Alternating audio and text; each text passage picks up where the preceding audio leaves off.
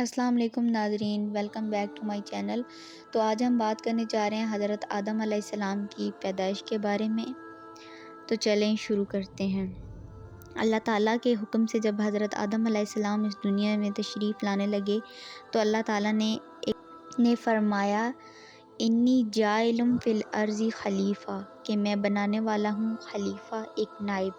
اللہ تعالیٰ کی طرف سے حضرت اسرائیل علیہ السلام کو حکم ہوا کہ ایک میٹھی خاک ہر قسم کے سرخ اور سفید اور سیاہ زمین میں سے لائیں، اور حضرت اسرائیل علیہ السلام حکم خداوندی ایک میٹھی خاک رنگا رنگ کی تمام روئے زمین سے جمع کر کے لائے، اور اللہ تعالیٰ نے درمیان مکہ اور طائف کے رکھی، اور اللہ تعالیٰ نے بارش رحمت اس مٹی پر برسائی، اور اپنی قدرت کاملہ سے حضرت آدم علیہ السلام کا پتلا اس مٹی کے خمیر سے بنایا، اور 40 برس تک وہ قالب بے جان وہاں پڑا رہا، جب اللہ تعالیٰ نے چاہا کہ حضرت آدم علیہ السلام کا روشن اور مرتبہ تمام مخلوق پر ظاہر ہو۔ حضرت آدم علیہ السلام کی جب اندر روح ڈالی گئی، یعنی داخل اس بدن میں ہو، جب روح قالب میں آدم کے سر مبارک کی طرف سے داخل ہوئی، جس جگہ روح پہنچتی تھی بدن خاکی جو مانند ٹھیکرے کے تھا، گوشت اور پشت سے بدلتا جاتا تھا۔ جب روح سینہ مبارک تک پہنچی، حضرت آدم علیہ السلام نے ارادہ اٹھنے کا کیا، زمین پر گر پڑے۔ اس واسطے اللہ تعالیٰ نے قرآن شریف میں فرمایا انسان جلد باز ہے، اور اسی حالت میں حضرت آدم علیہ السلام نے چیخا اور الہام الہی سے کہا الحمدللہ۔ اس کریم اور رحیم نے اپنی رحمت سے فرمایا یرحمک اللہ، سب سے اول جلوہ رحمت الہی کا شامل ہے، اور حضرت آدم علیہ السلام کو تخت پر بٹھایا۔ فرشتے ابتدائی پیدائش حضرت آدم علیہ السلام سے آپس میں کہتے تھے کہ جس کو خدا تعالیٰ نے خاک سے پیدا کر کے مسند خلافت پر بٹھائے گا تو وہ ہم سے خدا کے نزدیک زیادہ عزیز ہوگا، اور ہم جو بارگاہ عالم الغیوب میں دن رات رہتے ہیں، علم ہمارا اس سے زیادہ ہوگا۔ اللہ تعالیٰ نے آیت میں فرمایا علّمَ آدم الاسماء، تمام چیزوں کے نام حضرت آدم علیہ السلام کو الہام کر کے حکم کیا فرشتوں سے ان چیزوں کے نام پوچھو۔ جب انبئونی باسماء ہؤلاء ان کنتم صادقین، یعنی خبر دو مجھے ان چیزوں کے نام کی اگر تم سچے ہو۔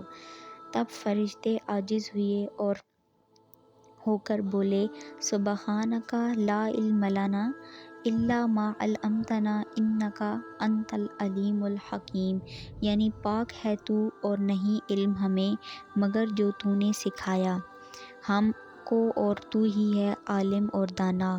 تب اللہ تعالیٰ نے حضرت آدم علیہ السلام کو کامل ظاہر اور باطن سے آراستہ کیا، اور تمام فرشتے جن و انس کو جو حضرت آدم علیہ السلام کے تخت کے گردا گرد صف باندھے ہوئے مؤدب کھڑے تھے، حکم کیا اسجدوا لآدم فسجدوا الا ابلیس ابی واستکبر وکان من الکافرین، یعنی سجدہ کرو آدم کو۔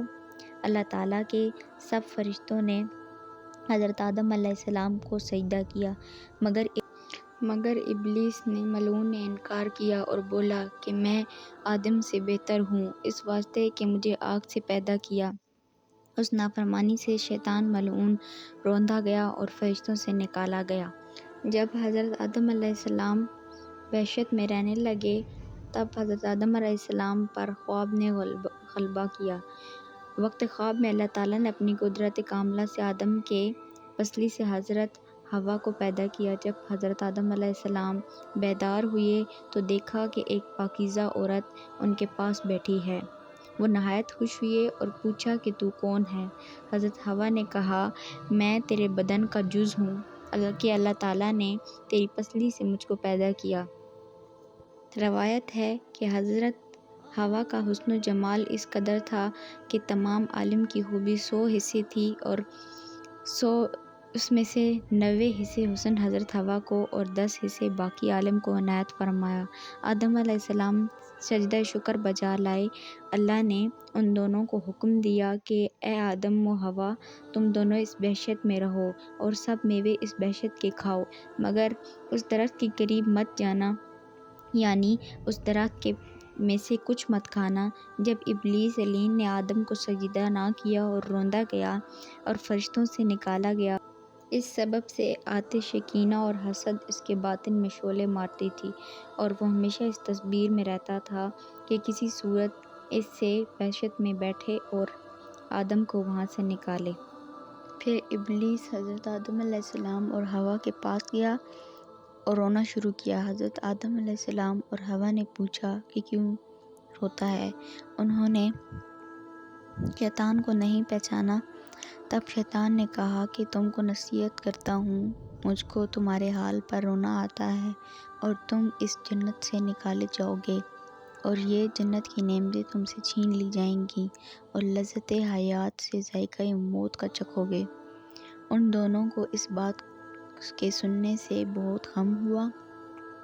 ابلیس نے کہا، اگر تم میرا کہنا مانو تو میں تم کو ایک درخت بتاؤں گا، اگر تھوڑا میوہ تم اس کا کھاؤ گے تو تم ہمیشہ زندہ رہو گے اور صورت موت کی ہرگز نہ دیکھو گے۔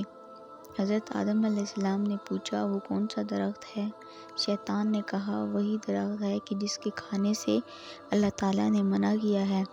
حضرت آدم علیہ السلام نے اس بات کو قبول نہ کیا اور کہا، ہرگز مجھ سے خدا کی نافرمانی نہ ہوگی۔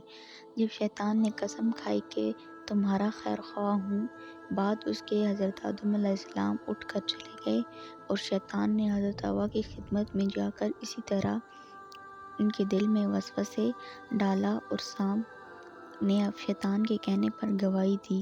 حضرت حوا نے آدم علیہ السلام سے عرض کیا کہ سانپ خادم بہشت کا ہے، اور وہ بھی موافق اس شخص کے یعنی شیطان کے گواہی دیتا ہے۔ اب تو میں پہلے اس درخت کا پھل کھاتی ہوں، اگر کچھ حل ہو تو میرے واسطے خدا سے معافی مانگ لینا، اور نہیں تو تم دونوں تمام عمر جنت کی نعمتیں چین سے کھایا کرنا۔ تو اگر آپ کو یہ اچھی لگی، یہ واقعہ اچھا لگا تو اس کو لائک کریں، سبسکرائب کریں اور زیادہ سے زیادہ شیئر کریں۔ باقی ویڈیوز دیکھنے کے لیے چینل میں جائیں اور آنے والی ویڈیوز کا انتظار کریں۔ اللہ حافظ۔